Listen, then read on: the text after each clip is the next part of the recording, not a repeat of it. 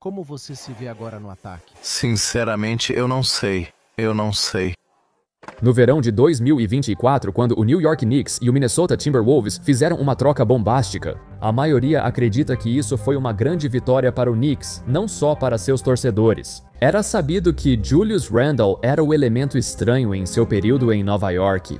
Ele foi muito criticado pelas dificuldades nos playoffs e pelas piores atuações, o que é injusto, pois lidava com sérios problemas no tornozelo.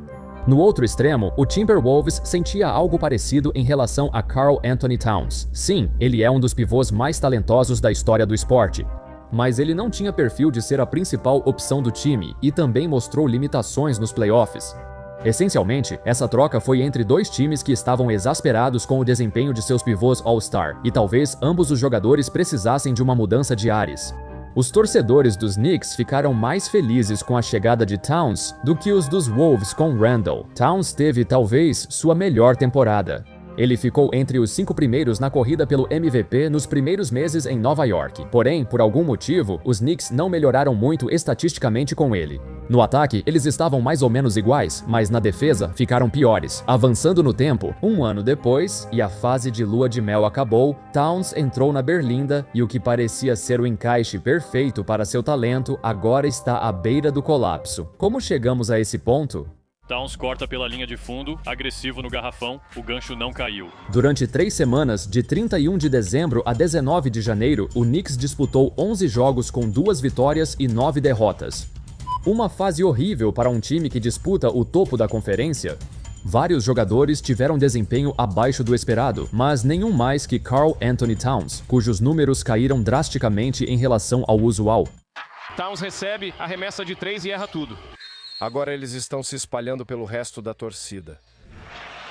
A princípio, você não ligaria muito. Towns sempre teve altos e baixos na carreira, com fases em que parecia desligado e só fazia o básico. Essa tem sido sua maior crítica, a falta de motivação. Ele tem todo o talento e as habilidades de uma primeira opção, mas sua personalidade impede que ele seja esse cara.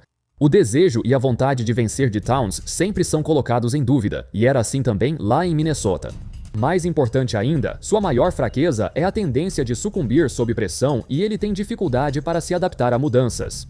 Esse foi um problema crescente que na verdade surgiu há algum tempo, quando Tom Thibodeau foi demitido e substituído por Mike Brown como novo treinador principal. Quase imediatamente, houve um desentendimento entre ele e Karl Anthony Towns em 20 de outubro, um dia antes do início da temporada. Towns foi questionado por um repórter sobre o que ele achava que seria seu novo papel, ao que ele simplesmente respondeu, "Não sei". A princípio, ninguém deu muita importância à reação de Towns àquela pergunta, mas nos bastidores, a chegada de Brown a Nova York mudou tudo. Ele mudou todo o plano de jogo dos Knicks, especialmente no ataque. Como assim exatamente? Bem, lembre-se de que ele trabalhou com Steve Kerr por 6 anos em Golden State. Ele não era apenas um assistente comum, mas claramente o segundo no comando. Grande parte do ataque em movimento dos Warriors foi popularizada por Kerr. Grande parte desse crédito vai para Brown, que trabalhou com ele para implementar com sucesso esse estilo de jogo. Eventualmente, Brown foi contratado por Sacramento para ser o novo treinador principal e usou o que aprendeu em Golden State para implementar um estilo de ataque muito semelhante. Foi um grande sucesso. No primeiro ano de Brown em Sacramento, os Kings passaram de 25º ataque da liga para o primeiro. Ele provou para o mundo que não é o time, é ele. O estilo de jogo dele funciona e faz com que todo time que ele treina seja muito difícil de defender. Isso inclui uma combinação letal de infiltração e passes após movimentação sem a bola, estando atento à quadra o tempo todo para encontrar o jogador certo em uma fração de segundo. Isso foi bem sucedido porque todo o time comprou a visão dele. Avançando alguns anos depois, os Knicks perceberam que talvez precisassem de alguém como Mike Brown, na minha opinião. Tom Thibodeau já é uma lenda em Nova York por simplesmente ter tirado os Knicks da mediocridade, onde estavam presos há muito tempo. Mas Tibbs também é o oposto de Brown. Ele é a moda antiga, gosta de jogar com formações tradicionais, gosta de priorizar a defesa, a fisicalidade, pontos de segunda chance quase a ponto de o ataque dos Knicks parecer arcaico, como algo dos anos 1990, já que ele dependia pura e simplesmente de garra e esforço para compensar a falta de coesão ofensiva. É por isso que Josh Hart liderou a liga com 38 minutos por jogo, porque ele adora caras como ele, mesmo que às vezes ele não tenha nenhuma influência ofensiva. A diretoria dos Knicks analisou o time do Tibbs e achou que era hora de contratar um técnico que modernizasse o ataque. Por isso, trouxeram o Brown. Então, como a chegada do Brown impacta o Towns? Towns prefere jogar em um sistema tradicional à moda antiga. Thibodeau também foi técnico dele em Minnesota, onde ele se destacou sob seu comando. O plano era simples: colocar Towns no post. Se marcado duplamente, ele passava para fora. Se o time corresse, fazia um pick and roll e Towns arremessava de 3. Se precisassem espaçar a quadra, ele ficava no canto enquanto Jalen Brunson jogava. Essas eram basicamente as 3 funções do Towns, e ele era excelente nisso. No entanto, o Mike Brown quer mais dele. Ele quer que todos, inclusive o Towns, criem oportunidades sem tocar na bola, o que leva a muita correria, e isso é algo que o Towns, sinceramente, não está acostumado a fazer. Ele recebe a bola em posições às quais não está acostumado. Apesar de ser um dos melhores passadores entre os pivôs, exigem que ele preste mais atenção ao restante da quadra e faça passes com os quais não está acostumado. O novo ataque de Brown funcionou para o time. Eles atingiram a 3ª melhor classificação ofensiva da liga e a maior da história dos Knicks. Ainda assim, a produção ofensiva de Towns sofreu. E a pergunta agora é: será que eles poderiam conseguir alguém que se encaixe melhor? Não é só ele. No entanto, Brown tem uma tendência a priorizar a pontuação no perímetro em vez da pontuação no garrafão, por exemplo. O Knicks costumava ser o 6º na liga em pontos no garrafão, mas caiu para o 23º lugar na liga com Brown.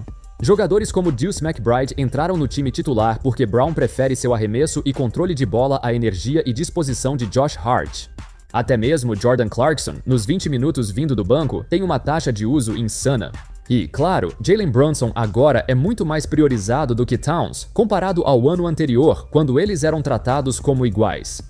Brunson convocou apenas os jogadores para discutir a sequência ruim de 11 jogos.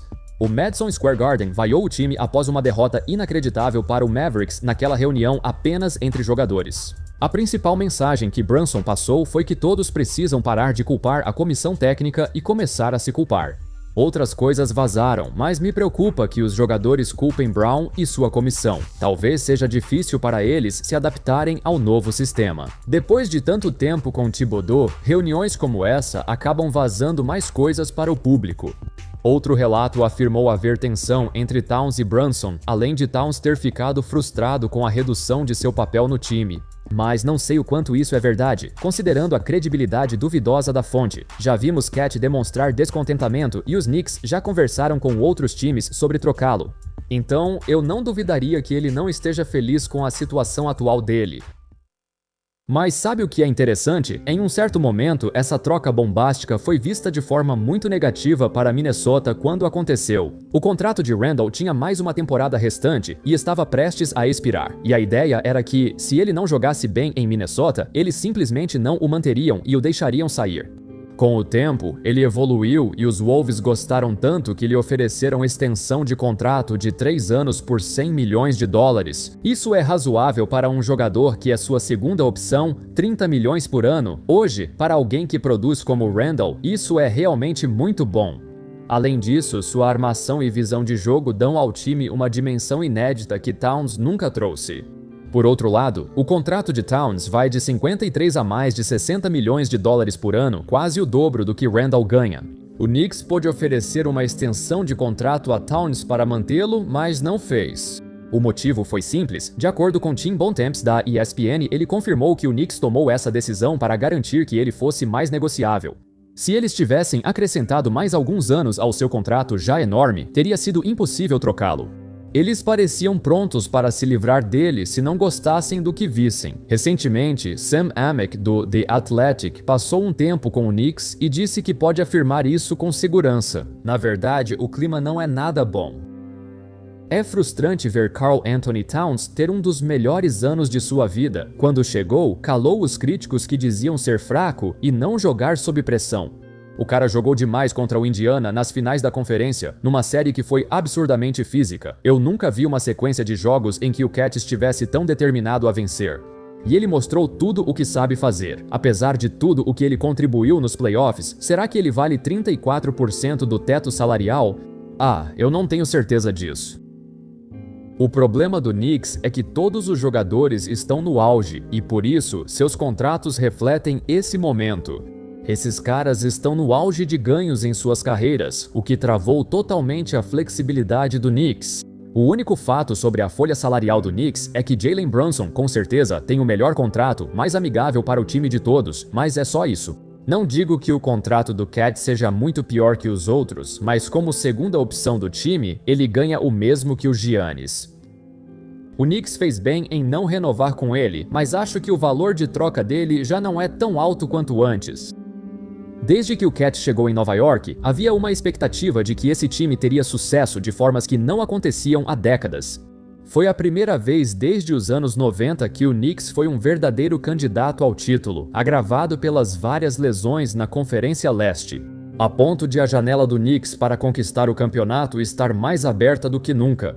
Então, com um novo técnico, a temporada 2025 a 26 deveria ser o ano do Knicks. Mesmo assim, eles se viram em uma situação delicada, já que o Detroit Pistons se tornou o cabeça de chave e o Celtics, mesmo sem Jason Tatum, ainda está na disputa. Isso fez alguns perceberem que talvez o Knicks não seja tão bom quanto pensávamos. Enfim, é isso, pessoal. Obrigado por assistirem. Comentem o que acham do New York Knicks, torcedores do Knicks, o que acham do Cat. Vocês acham que o Knicks consegue manter ele, pagar 60 milhões por ano e ainda ter chance de título? Obrigado por assistirem. Espero que todos tenham gostado do vídeo e, claro, como sempre, nos vemos na próxima. Valeu!